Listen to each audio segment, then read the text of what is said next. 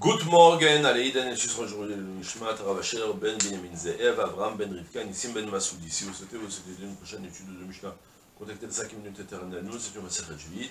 Perek Yud, Mishnah He. Prosbul, Amugdam, Kasher, V'ameuchar, Pasul. Shitrechov, Amugdamin, Psulin, V'ameucharim, Ksherin. Echad loveh mechamisha, kotev prosbul, lekol echad ve'echad. Chamisha lovin me'echad, eno kotev, ela prosbul, echad lekulam. On est, bien sûr, on continue la halakha de l'écriture du prosboul dans les détails. Soit, d'abord, durant l'année de la 7e année, à la fin de la 7e année, en plus du devoir de ne pas travailler la terre pendant la 7e année, la Torah l'impose aussi qu'à la fin de la 7e année, toutes les dettes de prêt d'argent s'annulent. D'accord? Il y a plein de détails, bien sûr, ne prenez pas ça au mot aussi facilement, mais il y a plein d'exceptions en fait à la règle. Mais de manière générale, la Torah l'a dit, écoute, si tu as prêté de l'argent à quelqu'un qui est déjà venu la dette de rembourser, et qui traîne à rembourser et qui arrive à la fin de l'année, la 7e, la dette s'annule.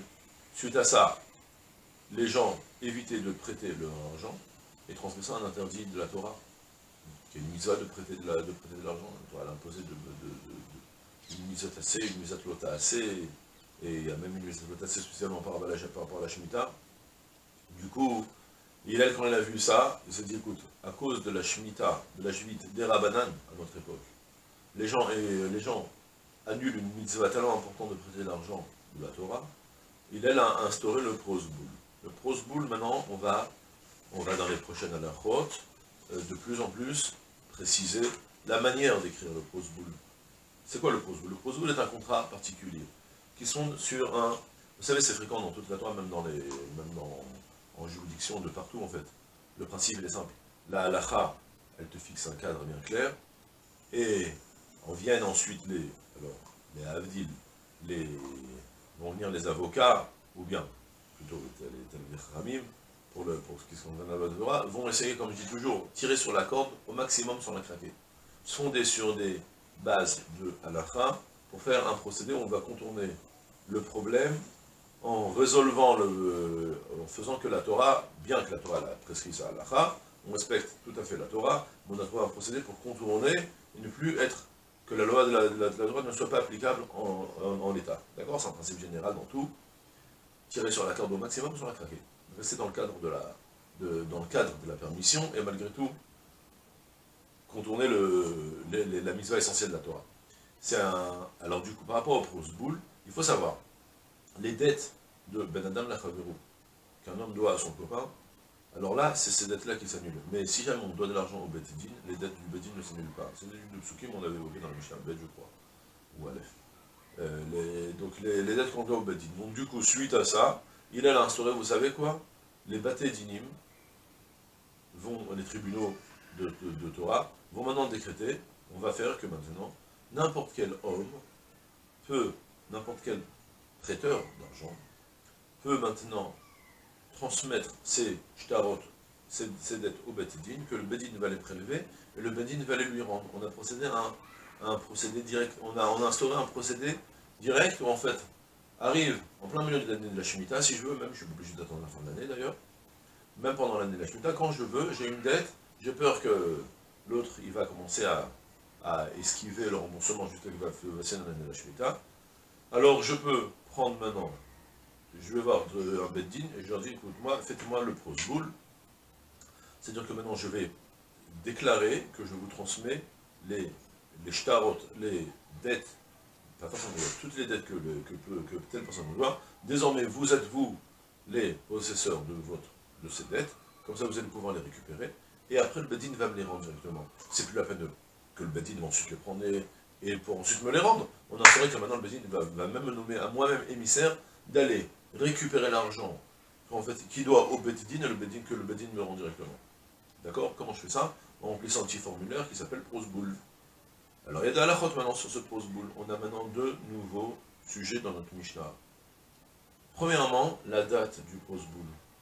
Soit, on est en ce moment le 16 Av. Je vais écrire un prosboul. Alors il faut que tu dates ton shtar depuis le 16 Av. D'accord? Maintenant, si jamais tu t'es trompé ou même tu as voulu consciemment écrire la date qu'il était valable depuis, que le prosboul est écrit depuis le premier Tammuz, par exemple.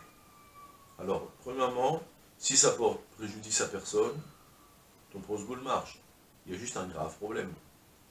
C'est que les dettes, l'argent que tu as prêté ensuite, quand c'était le 15 Tammuz, par exemple, puisque le prosboul ne couvre plus cette dette-là devra s'annuler. Attention, c'est pas intelligent ce que tu as fait, d'écrire une date. Moukdemet. Peut-être que tu vas me dire, tu sais ce qu'on va faire dans ce cas-là? On va faire un autre procédé. On va écrire une date plus loin. Je vais écrire que maintenant mon prosboul, il a été écrit le 25 Elul. Comme ça, toutes les dettes que je vais pouvoir même prêter pour les jours prochains, alors en début Elul, je vais prêter de l'argent à quelqu'un, peut-être tu vas croire que le prosboul, il couvre la dette. Là, le prosboul, il couvre plus cette dette du tout. Pourquoi? Parce que le prosboul, c'est une déclaration où je transmets toutes les dettes que j'ai au Beddin. Tu peux transmettre ce que tu as, mais ce que tu n'as pas, tu ne peux pas le transmettre. Alors maintenant, depuis le moment où tu as écrit le prosboul, c'est ce moment-là où tu as transmis les dettes que tu as au Beddin. La dette que tu vas prêter le premier Elul, cette dette-là, tu peux encore la transmettre puisqu'on ne te la doit pas. Dans ce cas-là, tu n'as pas pu transmettre ta dette au Beddin. Il s'avère que maintenant, ton contrat que tu as de prosboul, il est complètement erroné. Parce qu'il va couvrir des dettes qu'il n'est pas censé couvrir. Suite à ça, Rami m'a instauré, écoute-moi, un prosboul où il y a du mensonge à l'intérieur. Parce que là, si jamais tu écris un prosboul de 25 Elul, ça s'appelle du mensonge. Parce que celui qui va lire le contrat, il va croire que toutes les dettes qui ont été prêtées en Elul, elles sont couvertes par ce prosboul. Or, c'est faux. Parce que c'est que les dettes d'aujourd'hui qu'elles sont capables de couvrir, pas les dettes qui viendront ensuite. Puisque maintenant, ce contrat, il a été falsifié, il est falsifié, même les dettes anciennes, elles sont toutes annulées. Vous avez compris le principe? Donc, je reprends. Dans notre Mishnah, la première partie de la Mishnah, on va s'intéresser à un contrat, à l'écriture d'un prosboul. On a écrit soit une dette plus tôt, soit une dette plus tard. Un contrat avec une dette plus tôt, le contrat le prosboul il est cachère seulement. Fais attention, tu as perdu que maintenant les prochaines dettes, les dettes qui vont commencer après la date qui a été écrite sur le contrat, elles ne vont plus être couvertes par le prosboul. C'est ton problème à toi, mais en tout cas le prosboul est cachère. À la différence d'un prosboul que tu écris sur une date plus tard, que dans ce cas-là, le prosboul est devenu faux, falsifié, puisqu'il déclare qu'il couvre des dettes qu'il n'est pas censé couvrir. Du coup, puisqu'il est partiellement faux, il est complètement annulé, même pour les dettes plus anciennes. C'est la première phrase de la Mishnah. Prosboul à Mukdam. Un prosboul prédaté. Ouais, prédaté, c'est-à-dire qu'on a écrit la date plus tôt. On est aujourd'hui le 15 Av, et tu as écrit qu'en fait il a été écrit depuis une date beaucoup plus antérieure. Alors cachère, le prosboul il est cachère. Entre parenthèses, attention, parce que les dettes que malgré tout, qui ont eu depuis la date qui sont écrites jusqu'à la date qui a été écrite jusqu'à la date réelle d'aujourd'hui, elles ne sont plus couvertes, mais en tout cas le prosboul est cachère. À la différence du Vehameuchar Pasoul, par contre le prosboul qui est post-daté, que tu as écrit à une date qui va venir plus tard, alors là, ce contrat, il est pas soul, il est complètement invalidé, même pour les dettes qui sont plus anciennes. Vous avez compris, pour le moment? On va faire un petit... Maintenant, on va passer dans un autre sujet, en parlant cette fois-ci des contrats de créance directement, des shtar, un contrat où il y a écrit réellement une reconnaissance de dette, et là, ça va s'inverser. C'est-à-dire, juste maintenant, on avait dit, celui qui est mukdam, prédaté, cachère, post-daté, pas soul, pour une dette écrite sur un contrat, c'est le contraire. S'il est prédaté, le contrat il est complètement invalidé, tu peux rien en faire. C'est du papier toilette, ou du mouchoir, rien, un mouchoir, rien de plus. Il n'a aucune valeur juridique. C'est pas exact, mais je vous dirai après pourquoi. Mais s'il est post-daté, le contrat il est caché. D'accord? Je reprends maintenant. Donc retenez pour le moment. On a vu prosboul, mukdam, prédaté, caché, post-daté, pasoul. Maintenant, shitrechov, amukdamim, un contrat de dette qui est mukdam, qui est prédaté, là il est pasoul. Par contre, s'il est post-daté, alors il est caché. C'est quoi les sortes du contrat? C'est simple. J'ai prêté à quelqu'un 100 000 shekels, il m'écrit un papier un contrat sur lequel il a écrit une reconnaissance de dette, qui me doit la dette, on a fait signer 2 témoins. Ce qui se passe, ce qu'il faut comprendre, c'est que grâce à ce papier-là, je lui ai demandé aujourd'hui le 16 Av, je lui ai prêté de 100 000 shekels depuis le 16 Av, puisque ce papier est signé au 16 Av. Si jamais, dès lors, il va vendre des biens, tous ces biens en fait, dès qu'il m'a prêté l'argent sur le contrat, tous ces biens ils sont hypothéqués pour la dette.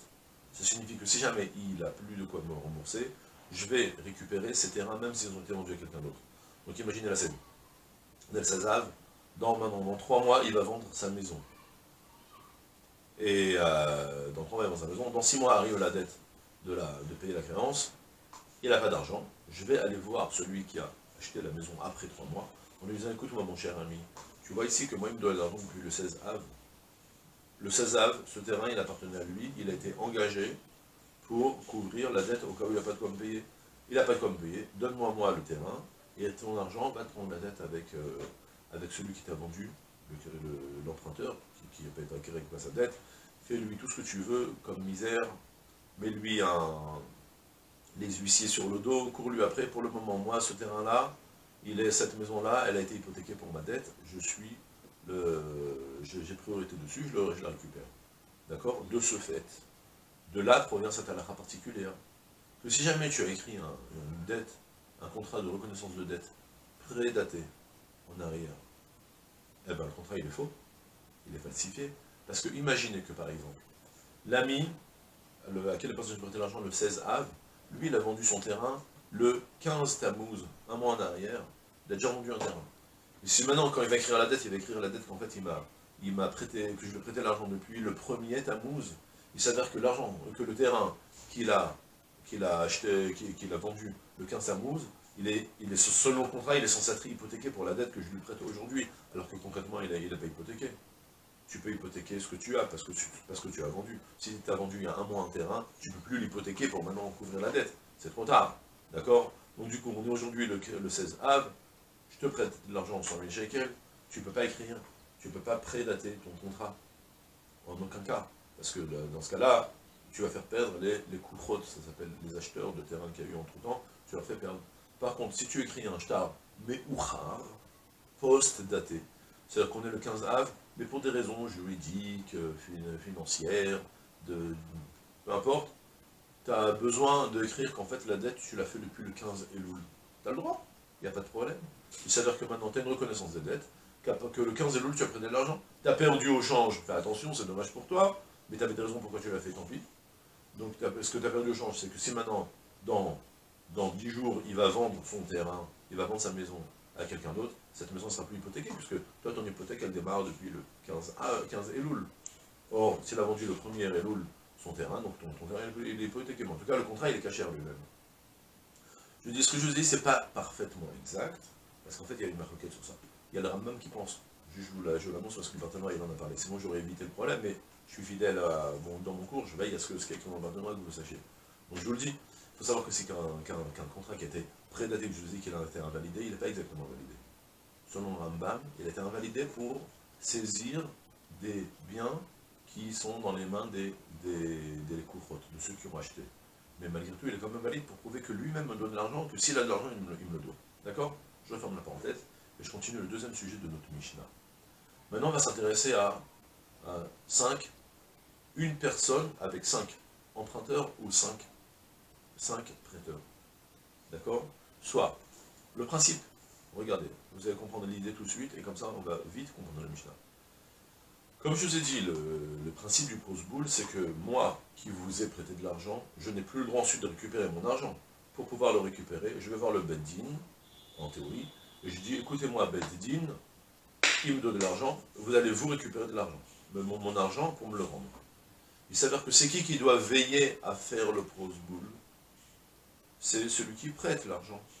Parce que celui qui prête l'argent, c'est lui qui va devoir transmettre les dettes au Beddin pour aller lui donner. De ce fait, une personne qui prête à 5 personnes, alors ça suffit d'écrire un seul prosboul. J'écris un prosboul pour les toutes, parce que moi je vais aller voir le Beddin, je vais dire, tous ceux qui me donnent de l'argent, je vous transmets toutes mes dettes. Donc avec un shtar, je vous ai dit que ce que j'ai prêté à Rouven et à Shimon et à Lévi et à Yehuda, c'est dans vos mains, prenez-le, récupérez-le, donnez-le moi, le Beddin me signe le prosboul, et grâce à ça, ensuite, je vais aller récupérer mes dettes chez tout le monde. Par contre, si c'est une personne qui emprunte de 5 prêteurs, alors chaque prêteur, il devra aller écrire un prosboul. Parce que c'est eux qui doivent, chaque personne qui a prêté, lui doit se soucier d'écrire un prosboul pour qu'il puisse récupérer sa dette. Élémentaire, Nachon, et bien c'est ce que la Mishnah me dit. Echad alove michamisha kotev prosboul de kol echad ve'echad. Un qui emprunte de l'argent de 5 personnes, une personne qui emprunte de 5 personnes différentes, eh bien il faut que chacun, Kotev, Prosboul, il faudra écrire, que le sofer écrive un Prosboul pour chaque dette, et chaque dette qu'elle écrive en plus de ça un Prosboul. Par contre, c'est Chamisha Lovin Me'echad, mais c'est 5 personnes qui empruntent d'une même personne. Ouais, l'île de vote, c'est emprunté. Donc, Eno Kotev, elle a Prosboul Echad, Lekulam. Le sofer pourra se contenter d'écrire un seul Prosboul pour toutes les dettes, parce que du fait qu'il y ait ici un seul prêteur, le prêteur lui-même est celui qui écrit le Prosboul pour tout le monde. D'accord? Et c'est tout pour aujourd'hui. Je vous souhaite une journée pleine de Hatzlacha, Kol Tuv, Selah.